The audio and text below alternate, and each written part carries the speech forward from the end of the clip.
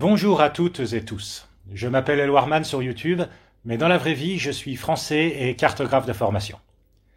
Passionné depuis longtemps par l'histoire de mon métier, je vous propose une présentation sur notre connaissance de la forme de la Terre, depuis l'histoire ancienne jusqu'à nos jours.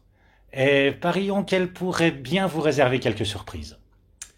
Mais comme elle est un peu longue, une internaute m'a suggéré de la proposer en différents chapitres, et ça m'a semblé être une excellente idée.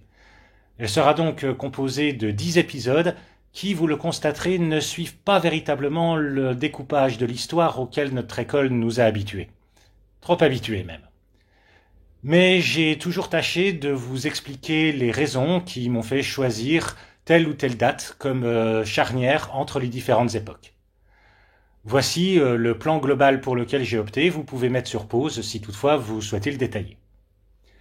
Voilà, ceci étant posé, commençons par répondre à une question fondamentale pour le sujet qui va nous occuper. Quand on parle de la forme de la Terre, de quoi parle-t-on au juste? C'est une question de géodésie. La géodésie, c'est la discipline de la géographie qui étudie spécifiquement la forme et les dimensions de la Terre. De nos jours, on a même tendance à ajouter « et de son champ de gravité ». Nous y viendrons.